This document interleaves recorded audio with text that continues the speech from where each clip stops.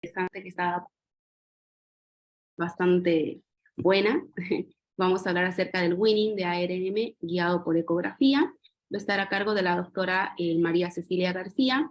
Ella es una médica especialista en terapia intensiva pediátrica, es una médica de planta que trabaja en el Hospital Garraham en la UCI 72. ¿Vale? Así que, Ceci, cuando gustes. Buen día. ¿Cómo les va? Bueno, gracias por acompañarnos en un sábado más de USPED.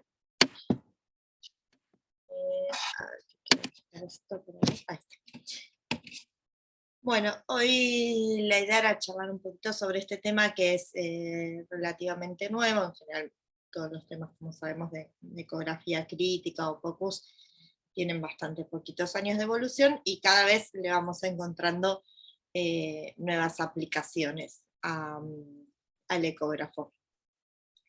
Una de estas que se está desarrollando últimamente es utilizarlo como una herramienta para guiar el weaning de los pacientes en ventilación mecánica invasiva.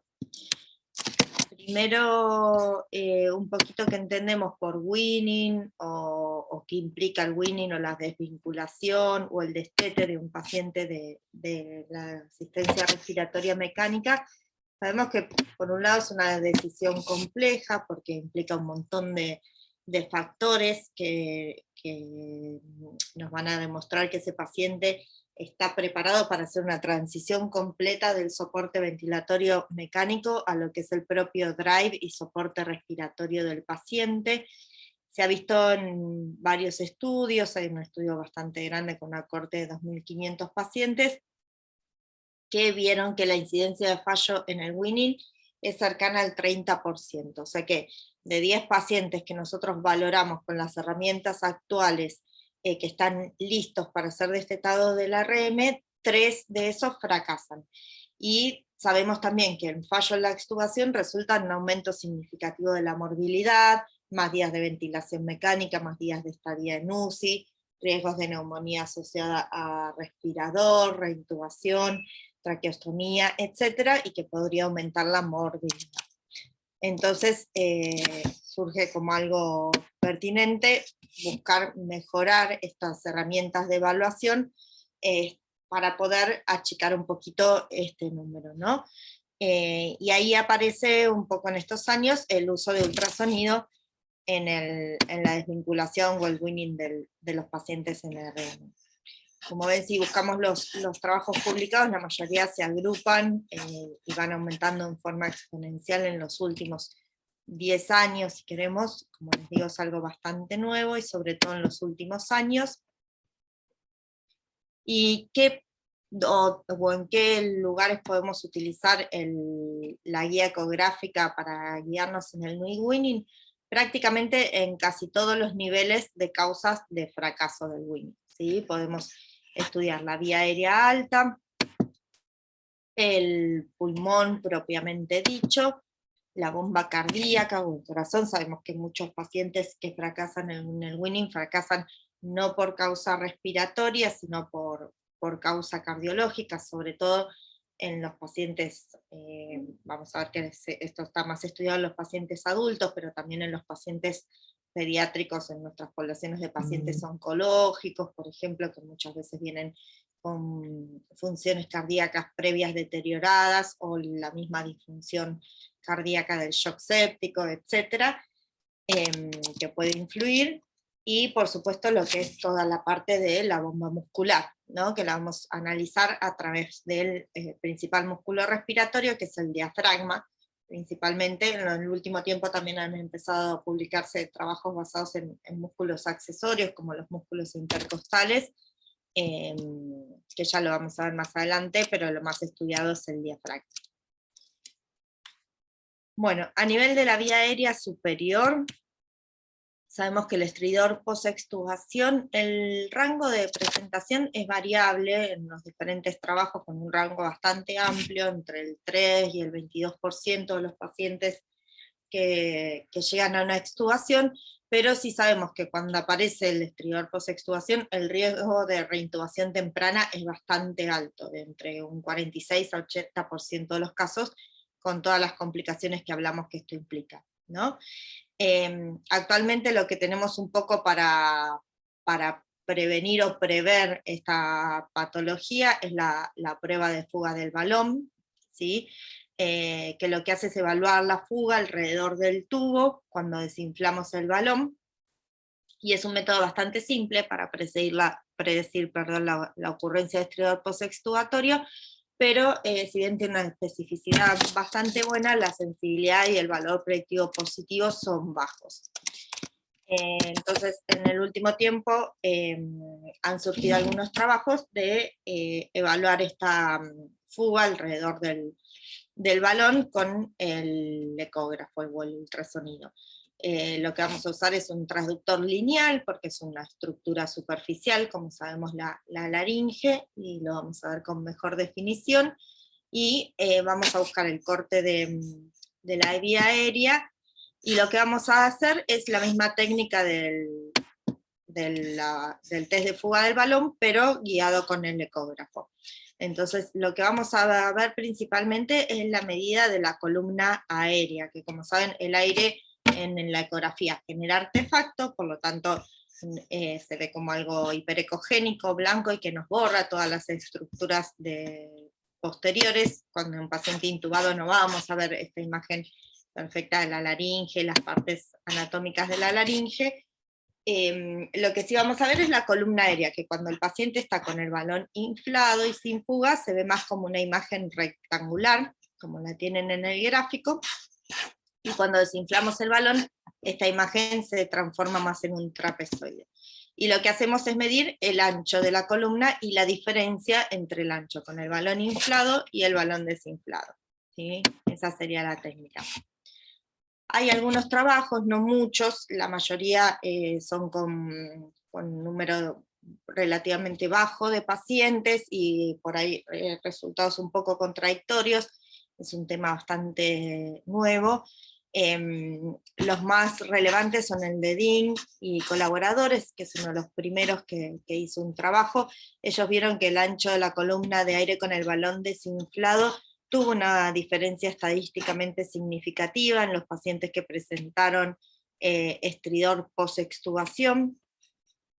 Sadersan y colaboradores hicieron un trabajo similar con la misma metodología y que vimos recién, y ellos sugirieron un valor de corte de 1,6 milímetros para predecir el estridor post-extubación, con una sensibilidad y una especificidad bastante buenas, de alrededor del 70%, pero después hay otro estudio de Micael y colaboradores que hicieron un estudio similar y no pudieron replicar estos resultados. Ellos obtuvieron una sensibilidad y una especificidad bastante más baja, así que se requerirían más estudios con mayor número de pacientes para recomendarlo en forma sistemática, pero es una técnica bastante sencilla de realizar, se hace en un tiempo breve, al lado de la cama del paciente, es no invasiva, con lo cual se puede empezar a utilizar como un elemento más en la evaluación que hacemos habitualmente.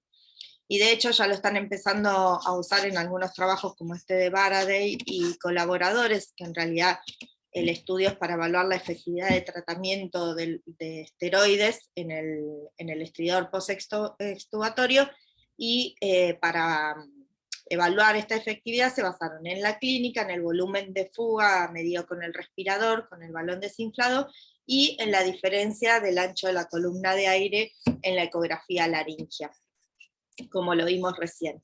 Y vieron que ambos parámetros, tanto el volumen de fuga como el ancho de la columna medida por ultrasonido, mostraron un descenso significativo en los pacientes que después presentaron estridor post-extubatorio.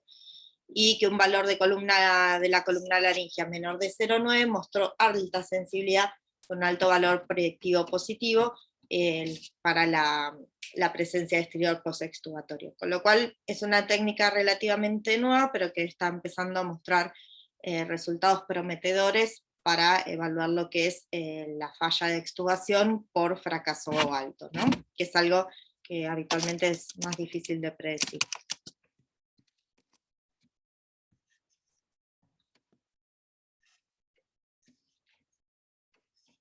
como vimos al inicio, otra de las valoraciones que podemos hacer en un paciente previa al destete del RM es la evaluación con el ecocardiograma.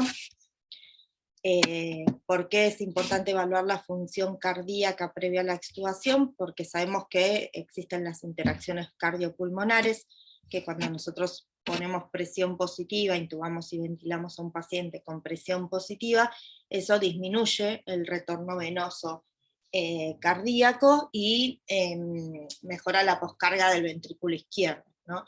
Cuando nosotros retiramos súbitamente esa presión positiva, generamos el efecto contrario, disminuimos súbitamente la precarga de ese corazón y aumentamos la poscarga del VI y disminuye la compliance del VI. Entonces estos factores podrían aumentar la presión de llenado del ventrículo izquierdo y desencadenar una falla, una disfunción cardíaca, sobre todo los pacientes que están operando en la porción plana de la curva de Frank-Starling y no tienen capacidad de respuesta a la precarga. Y esto puede generar un edema pulmonar cardiogénico y un fracaso de la extubación por edema pulmonar cardiogénico. Como decía al principio, esto por ahí es más frecuente en los pacientes adultos, pero también lo podemos ver en los pacientes pediátricos que tienen una disfunción cardíaca previa, ya sea por tratamientos previos o patologías previas, o por la misma causa de la que los llevó al RM, como por ejemplo un shock séptico con fallo orgánico, ¿no? Y está visto que los pacientes que pueden aumentar su gasto cardíaco en respuesta a un aumento de la precarga, o sea que están en la parte de la curva ascendente de la curva de Frank-Starling, podrían tener una mejor tolerancia al aumento del trabajo cardíaco impuesto por la respiración espontánea.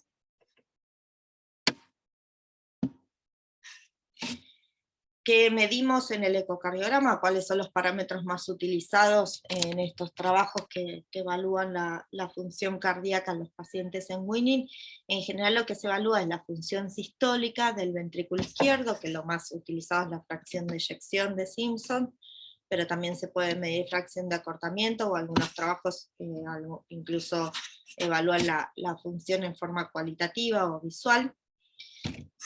La función diastólica del VI, que la vamos a evaluar principalmente a través del Doppler del flujo de la válvula mitral durante el llenado del ventrículo izquierdo, que lo vamos a obtener colocando el cajón del Doppler justo donde se abre la válvula mitral durante la diástole, y lo que vamos a obtener es este patrón que va a tener dos ondas, una onda E que corresponde al llenado, a la fase de llenado rápido ventricular, y una onda A que corresponde a lo que es la contracción auricular, ¿sí?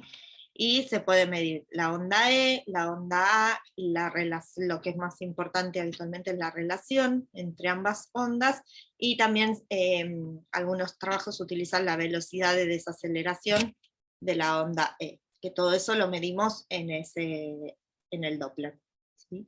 Y después, con Doppler tisular, si el equipo lo tiene disponible, lo que podemos hacer es colocarlo en la unión del anillo mitral con la pared externa del ventrículo izquierdo. Lo ideal, si no tenemos buena ventana, también se puede medir en la unión con la pared interna o el tabique interventricular, como si fuéramos a medir un MAPSE, sería más o menos lo mismo, pero activamos el botoncito del Doppler tisular del ecógrafo, que la mayoría lo tienen disponible, de los equipos más nuevos, y lo que obtenemos es una onda similar que llamamos a la onda mayor E', que sería la del llenado ventricular, y A', la contracción auricular, ¿sí? También medimos ambas ondas, y la relación, sobre todo, uno de los parámetros más destacables es la relación entre la onda E y la onda E', como lo vamos a ver después en algunos trabajos.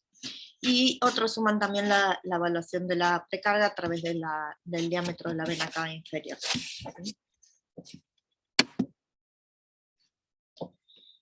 Este es un trabajo con 117 pacientes adultos, publicado en el Critical Care en el 2010, por Kylie y colaboradores, y ellos lo que vieron que el fracaso del Winning fue más elevado en los pacientes que tenían una fracción de eyección del VI menor del 35%, y sobre todo los parámetros que mostraron mayor diferencia estadísticamente significativa fueron la relación, como hablábamos recién, entre la onda E y la onda A, y la desaceleración de la onda E.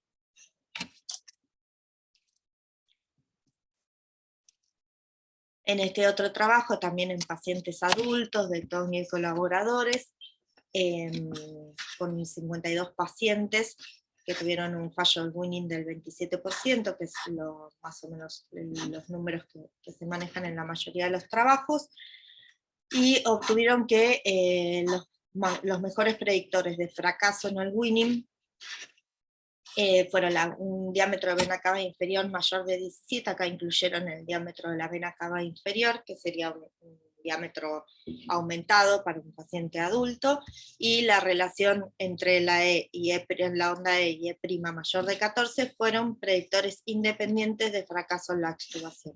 Y esta parte a destacar que eso fue en pacientes que tenían función sistólica del ventrículo izquierdo conservada. ¿Sí? Parecería ser, y lo vamos a corroborar también en los próximos trabajos, que el estado de la precarga de los ventrículos juega un rol mayor en el fracaso del Winning que lo que es la función sistólica. Este es otro trabajo de Sanfilippo y colaboradores, que esta es una revisión sistemática, un metaanálisis que incluye algunos de los estudios previos y otros 11 estudios en total. Y lo que vieron es esto que venimos charlando, que el fracaso del Winning se asoció significativamente a una mayor relación entre la onda E y E', con una P estadísticamente significativa, menor onda E y mayor onda, menor onda E', perdón, y mayor onda E, que se desprende también de la diferencia de esta relación. Y esto es lo interesante también, que no se encontró asociación entre el fallo del Winning y la fracción de eyección del BI. Entonces, este metaanálisis también concluye, como los trabajos previos que vimos, que parecería ser que el fracaso del Winning se ve más asociado con los parámetros indicadores de peor función diastólica y presiones de llenado del ventrículo izquierdo más altas, más que con lo que es la función sistólica del BI.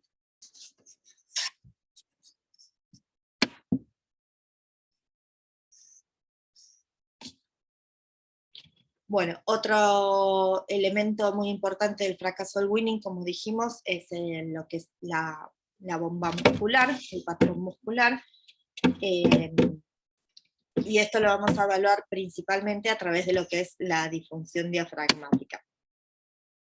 La función diafragmática se evalúa principalmente con dos parámetros: la excursión diafragmática y la fracción de engrosamiento diafragmático. La excursión diafragmática la vamos a medir con un transductor convexo, porque vamos a hablar de una estructura profunda a nivel del abdomen, a la altura subcostal. Se pueden evaluar ambos semidiafragmas, habitualmente el izquierdo, al tenerla interpuesta la cámara gástrica, y como vimos, como dijimos y recalcamos siempre, el aire nos genera artefactos que dificultan la ventana de visión en la ecografía, entonces es más difícil de evaluar, y en la mayoría de los trabajos se ha visto que hay bastante correlación entre el izquierdo y el derecho, así que habitualmente en la mayoría de los estudios evalúan solo el diafragma derecho. Lo vamos a evaluar como colocándonos en posición subcostal, más o menos entre la línea medio clavicular y la línea axilar anterior, usando como ventana el hígado. Vamos a buscar esta imagen hiperecogénica que corresponde al hemidiafragma derecho, y ahí aplicamos el modo M, y lo que vamos a medir es cuánto excursiona este diafragma durante la inspiración. Y para medir la fracción de engrosamiento diafragmático, lo vamos a medir mejor, lo vamos a ver mejor el diafragma en la zona de aposición del diafragma, que es en la parte lateral del tórax, entre la línea axilar media y posterior, a la altura entre el octavo y décimo espacio intercostal habitualmente, pero eso va a depender del volumen pulmonar del paciente. Buscamos la imagen donde buscamos el PLAPS, vieron cuando hacemos ecografía pulmonar, ahí tenemos la imagen del diafragma. Acá vamos a ir con un transductor lineal, porque el diafragma a esa altura está bastante superficial, y entonces esto nos va a permitir verlo con mejor definición. Y lo vamos a ver como dos liñitas hiperecogénicas, que habitualmente se refiere a una imagen como en vía de tren, ¿sí? Y lo que vamos a medir es, ya sea en modo 2D o más habitualmente en modo M, la distancia entre ambas líneas hiperecogénicas que corresponderían a la pleura parietal y el peritoneo, y medimos el grosor durante la inspiración y durante la expiración. Y con eso calculamos la fracción de engrosamiento diafragmático.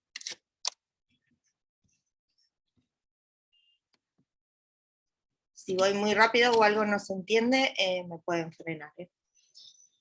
Y lo que vamos a evaluar con esto principalmente es el grado de disfunción diafragmática que tenga ese paciente.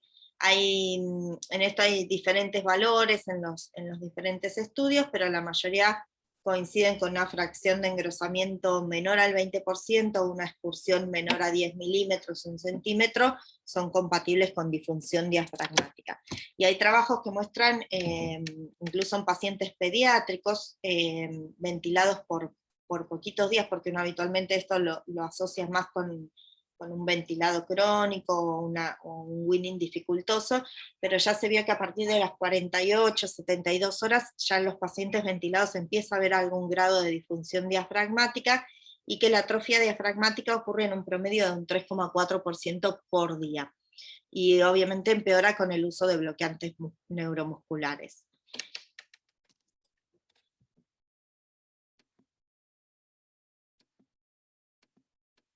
De esto sí hay muchos más estudios publicados que de lo que es la ecografía cardíaca en el weaning o la vía aérea, como dijimos.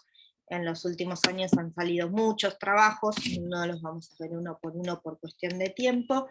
Hay varios metaanálisis que resumen estos estudios publicados en los últimos años, que esto les hice un pequeño resumen. Casi todos coinciden en los resultados, tanto la excursión diafragmática como la fracción de engrosamiento diafragmático tienen buena sensibilidad y especificidad para el diagnóstico del fracaso en el weaning.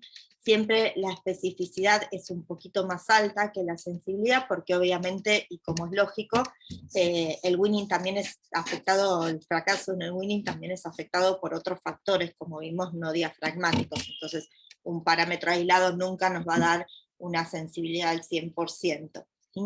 Y con respecto a ambos valores, siempre en todos los estudios coinciden que la fracción de engrosamiento diafragmático es más sensible y más específico que la excursión diafragmática. Si bien la mayoría de los trabajos miden las dos, el parámetro más sensible y más específico sería la fracción de engrosamiento. Este es el último que se publicó, el de Trong y colaboradores, que es de este año, que incluye 60 estudios con 5.000 pacientes. Es un trabajo bastante, un metaanálisis bastante importante, que incluye todos los trabajos previos, y bueno, este metaanálisis concluye que la fiabilidad de las mediciones fue en general excelente, y esto que veníamos hablando, que la más alta es la reportada para el grosor diafragmático, con un índice bajo la curva de 0,98, y una precisión aceptable a excelente para la fracción de engrosamiento diafragmático y la excursión diafragmática para predecir el resultado del weaning a las 48 a 72 horas de la extubación. Y este incluye además 3 estudios, como les mencionaba, que están empezando a publicarse, que evalúan los músculos intercostales, que lo mismo se evalúa también la fracción de engrosamiento del músculo en inspiración y expiración, y también mostraron excelente precisión para para predecir el resultado del weaning a las 48 horas de extubación. Así que en esto sí la ecografía se está constituyendo como un método confiable, válido y no invasivo para evaluar la función diafragmática en los pacientes ventilados, y como un predictor bastante sensible y específico de lo que es el fracaso del weaning por falla muscular, ¿no?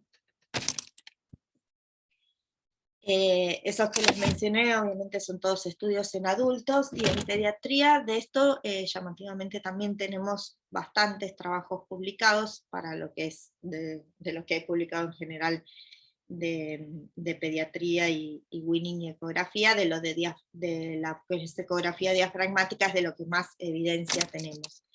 Y los resultados son muy similares a los que se obtuvieron en adultos: buena sensibilidad y especificidad para la ecografía diafragmática, siempre un poco más sensible y específico lo que es la fracción de engrosamiento con respecto a la excursión diafragmática.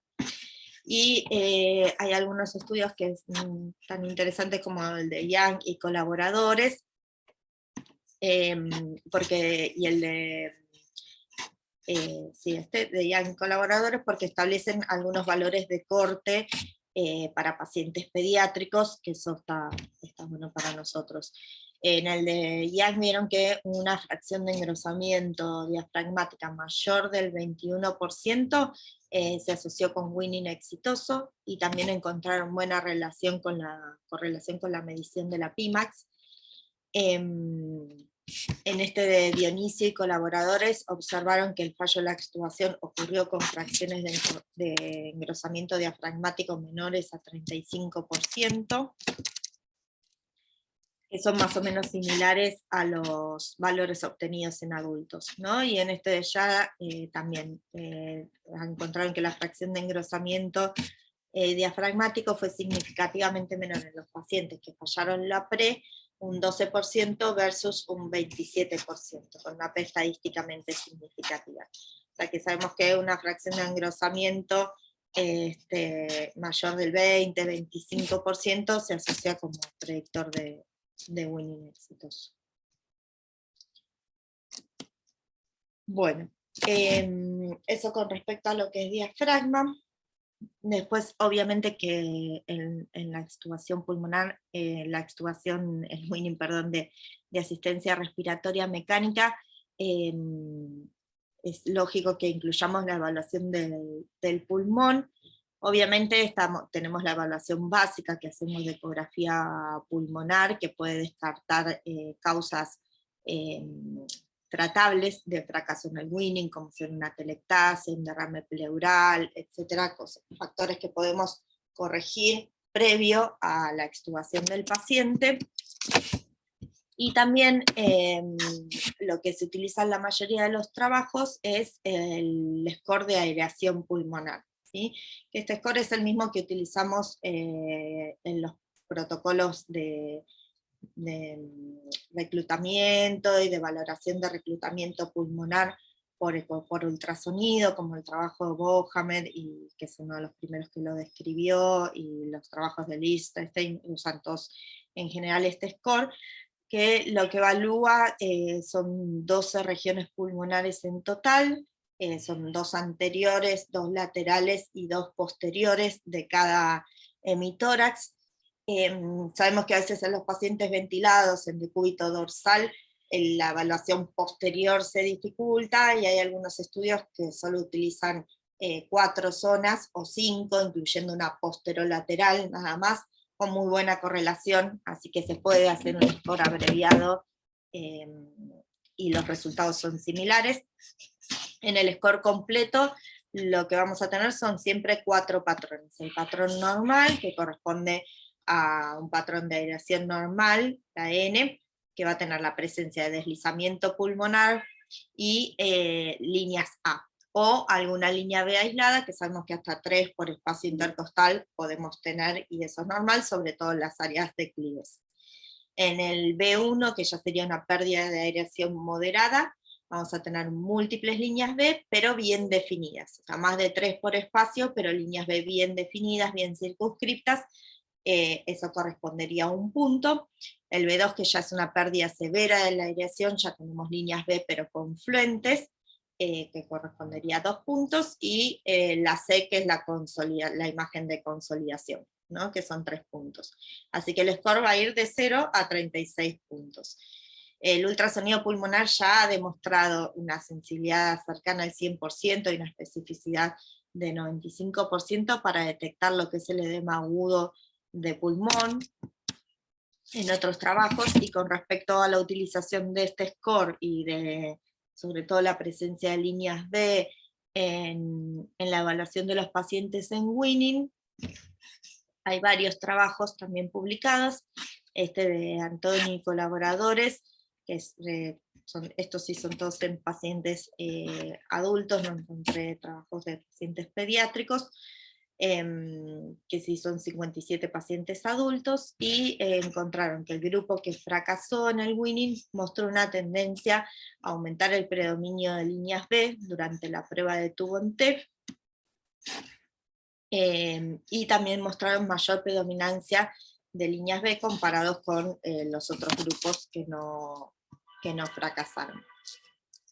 Este, que es uno de los más importantes, que es el trabajo de Sommer y colaboradores, sí son 100 pacientes adultos, y lo que vieron fue que la pérdida de aireación, o sea, un score menor pulmonar durante la pre, que esto por ahí también es un detalle importante, que fue durante una pre clínicamente exitosa, solo se observó en el grupo 2, que es el grupo que luego fracasó en el Winning. O sea, estos pacientes que tuvieron una pre evaluada clínicamente y por los parámetros que evaluamos actualmente exitosa, que se extubaron y que luego fracasaron en la extubación, tenían ya previamente en la ecografía una pérdida de aireación.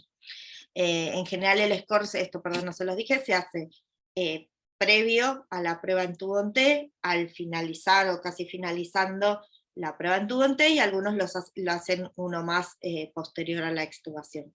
Pero lo que más diferencia demuestran los trabajos es la disminución del score previo a la pre y durante la pre, como predictor de fracaso en el Winning, ¿no? En este trabajo, por ejemplo, de Sommer, vieron que durante la pre el score no se modificó en los pacientes del grupo 1, que son los que tuvieron un Winning exitoso, mientras que aumentó marcadamente en los pacientes con distrés post-extubación. Y ellos establecieron como punto de corte un score pulmonar menor a 13 al final de la pre, fue predictor de éxito en la extubación, mientras que un valor mayor a 17 fue predictor de distrés post-extubación.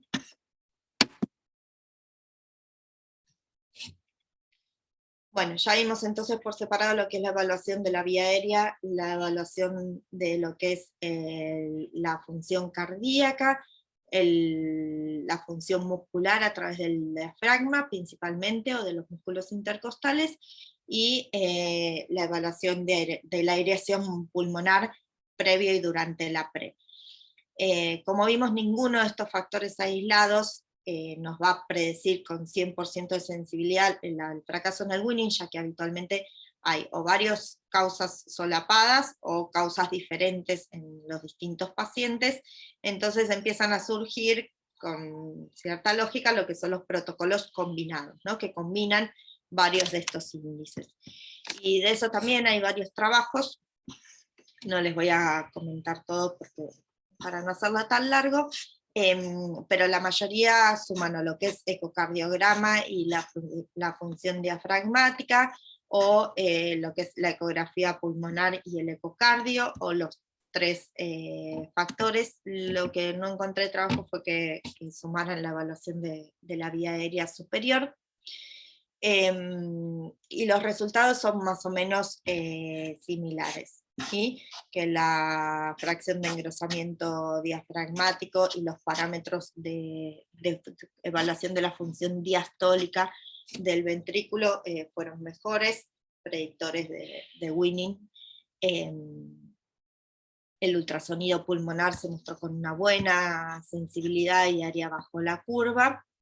Y les quería comentar principalmente este de Ramán y colaboradores, porque este sí es un estudio en pacientes pediátricos, con un número bastante importante de pacientes para hacer un estudio pediátrico, 106 pacientes, que se publicó en el 2020, y ellos combinaron lo que es la evaluación de la función diafragmática a través de la excursión diafragmática y la fracción de engrosamiento, y el ultrasonido pulmonar.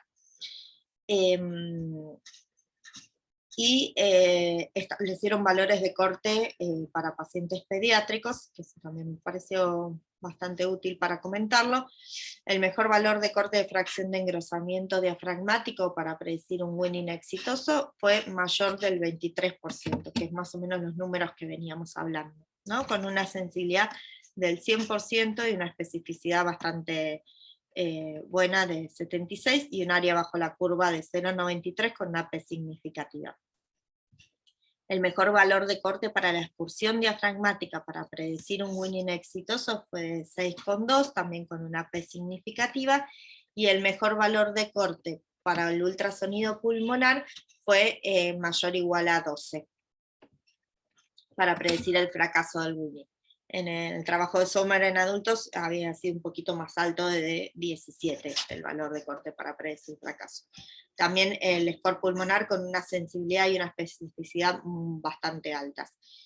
Y como vimos en los trabajos previos, la fracción de engrosamiento diafragmático mostró mayor sensibilidad y área bajo la curva que la excursión diafragmática, por lo que sería un parámetro más confiable. Y sí, lo que por ahí es un poco significativo de este trabajo, que ellos después los dividieron en grupos por edad, y vieron en los lactantes una diferencia significativa en todos los parámetros entre ambos grupos, entre los que fracasaron en el winning y los que tuvieron un winning exitoso, tanto la función diafragmática como del score de ultrasonido pulmonar. En los niños solo demostró diferencias significativas, si bien hubo diferencias en el score de pulmonar, no fue estadísticamente significativa, solo tuvieron significativo la diferencia entre la fracción de engrosamiento diafragmático, y en los más grandes, en los adolescentes, no lograron encontrar diferencias significativas. No sé si esto tiene que ver con el número de pacientes por grupo de edad, o algo más fisiológico, pero bueno, necesitaríamos más estudios pediátricos como para establecer un poquito mejor esto. Y este de Kundu y colaboradores también se los quería comentar, porque incluye un parámetro que hasta ahora no hablamos, que me parecía interesante, que miden, este combina los tres factores, ¿no? El score pulmonar, la fracción de engrosamiento diafragmático, y del ecocardio ellos eligieron utilizar como parámetro el BTI, que es la integral velocidad-tiempo del flujo de salida del ventrículo izquierdo a través de la aorta. Vieron que es lo que usamos para medir gasto cardíaco. Y lo interesante, obviamente esto es en pacientes adultos, y ellos lo midieron, o el BTI basal, y pos una maniobra de elevación pasiva de miembros inferiores, de las piernas. Que esto saben que simula un aumento en la precarga. Entonces con esto ellos intentan simular el aumento en la precarga que implicaría el destete de la presión positiva, ¿sí? Eso nosotros sabemos que la maniobra de elevación pasiva de las piernas en los pacientes chiquititos para nosotros no tiene mucho valor, porque no tienen el mismo porcentaje de la volemia en miembros inferiores que tiene un paciente adulto, pero por ahí en los pacientes más grandecitos o adolescentes es algo que se podría utilizar, que por ahí es un alto número de los pacientes oncológicos o que tienen disfunción cardíaca previa. Y vieron que el grupo que tuvo un winning exitoso tuvo un mayor incremento del BTI posterior a la maniobra de elevación de las piernas, que fue estadísticamente significativo, versus el grupo que fracasó en el winning, ¿sí?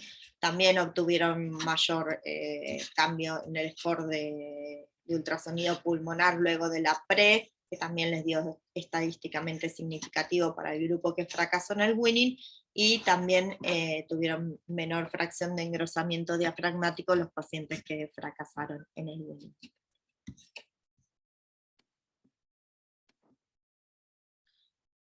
Bueno, para concluir un poquito,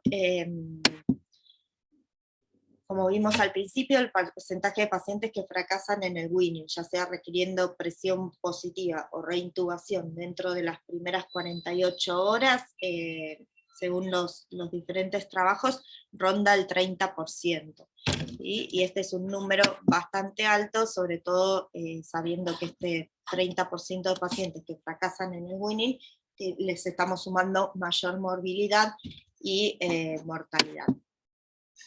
Entonces, sumar el ultrasonido en la evaluación del paciente previo a la extubación nos permitiría tal vez predecir con buenos valores de sensibilidad y especificidad las principales causas de fracaso en el winning, ¿sí? Como estuvimos viendo, la disfunción diafragmática y debilidad muscular, la disfunción cardíaca con el edema agudo pulmonar post-extubación, la patología pulmonar y lo que es edema de la vía aérea superior y el estridor post-extubación.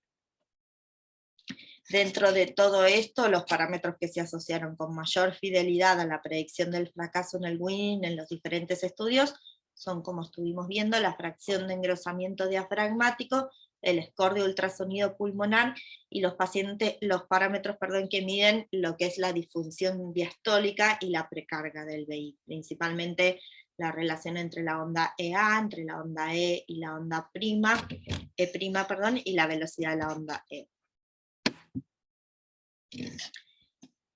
Dentro de esto los protocolos, como hablamos, que combinan diferentes parámetros, podrían ser de utilidad para mejorar lo que es la fidelidad de estos parámetros aislados para predecir el fracaso en el winning.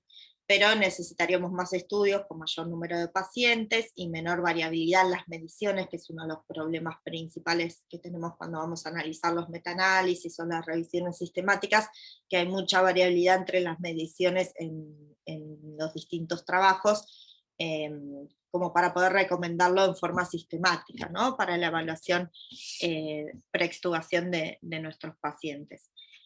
Pero es una herramienta que tenemos accesible, que la técnica es bastante sencilla de realizar, y que podemos empezar a utilizar al pie de la cama.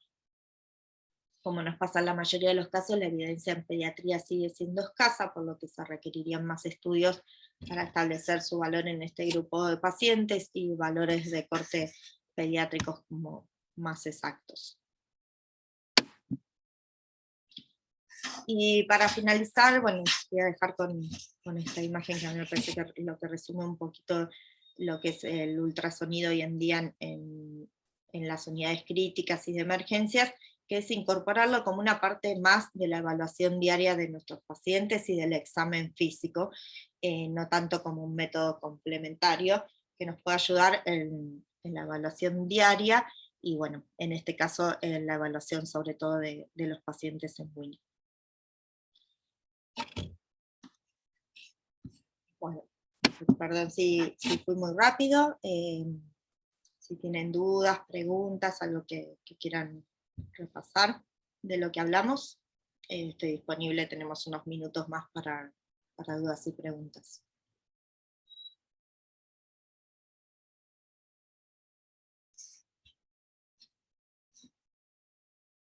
Creo que nadie se anima. Ceci, la verdad, muchas felicidades, me encantó la exposición, estuvo muy buena, me gustó que fue muy ordenado desde el principio, como que cada punto que íbamos a tomar en cuenta, y lo ampliaste un montón con los estudios diversos que hay, digamos, para poder fundamentar cada estudio del por qué se hace, y la verdad, excelente. Gracias por mi parte, muchas gracias, estuvo muy buena.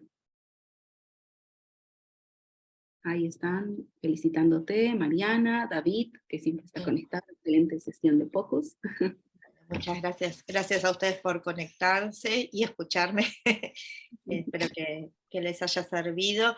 Y bueno, que se animen a empezar a implementarlo, ¿no? Si bien uno no lo puede poner hoy por hoy con un grado de evidencia muy alto, salvo la parte diafragmática, que sí tenemos más evidencia, para las otras cosas faltaría un poquito como para usarlo como una herramienta, digamos, única. Siempre el poco, por eso la imagen final es como una herramienta más a todo lo que evaluamos previamente, y eso sí lo podemos hacer, empezar a sumarlo a los diferentes protocolos de winning que seguramente deben tener en las distintas unidades, empezar a sumar la evaluación con ecografía, y bueno, y tomarlo como una herramienta de ayuda más, ¿no? Para tratar de evaluar cada vez mejor a nuestros pacientes y disminuir lo que es la morbilidad y mortalidad, que es nuestro objetivo principal, ¿no? Sí. Acá David manda una pregunta a Ceci. ¿Qué errores comunes se tiene en evaluar la vía aérea superior? El CRUP post-extubación llega a ser un problema en un gran número de pacientes. Sí, exacto, es un problema, una causa frecuente de fracaso del winning, y que salvo la prueba del CAF test, digamos que lo que usamos, no tenemos muchos otros elementos para predecirlo hasta que no sacamos el tubo. En realidad, errores al evaluarla, como que la técnica, obviamente como toda técnica de ecografía requiere un poco de práctica, pero es una técnica relativamente sencilla y la imagen se ve fácilmente, versus por ahí lo que es medir los parámetros cardíacos y otras cosas que sí necesitan más entrenamiento.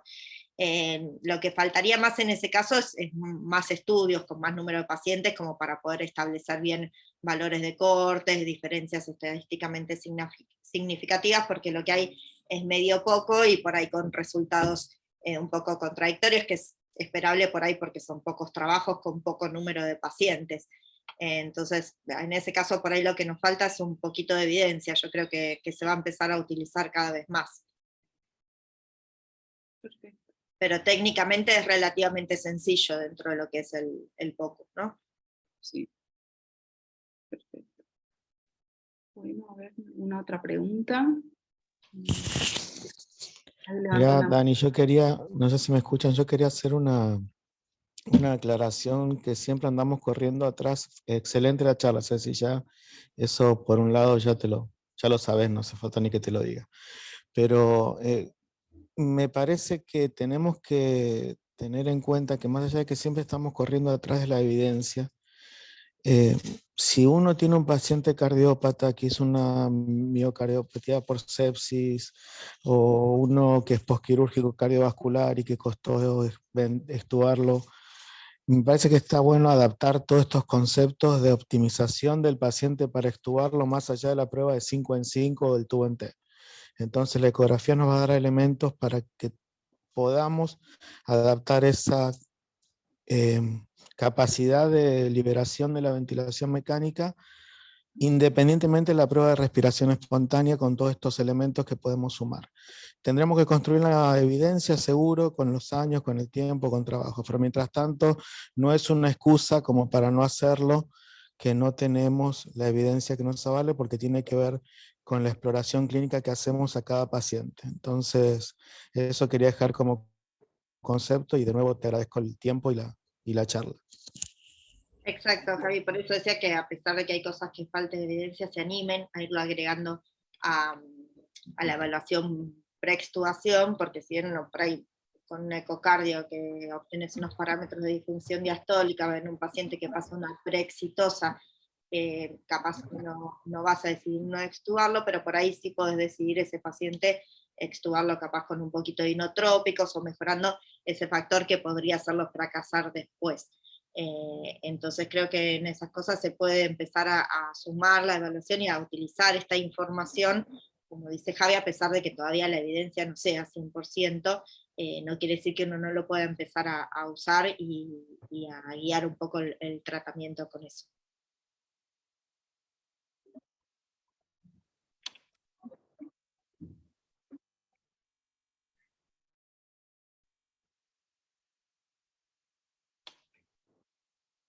Y ahí puso, no, que Javi puso optimizar las liberaciones de la ventilación mecánica.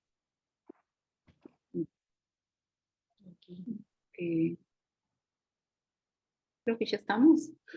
¿Alguien más se le iba a preguntar algo? Estuvo bastante buena la clase.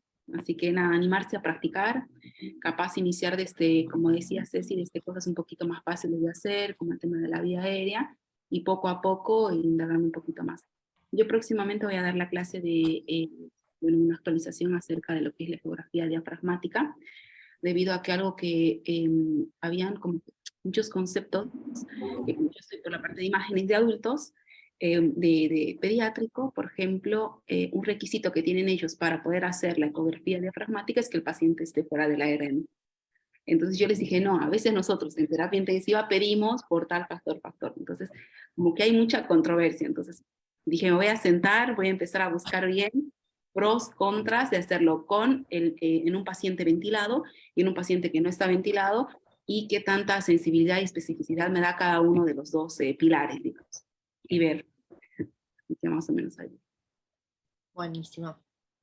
Bueno, acá creo que ¿Alguna pregunta? No.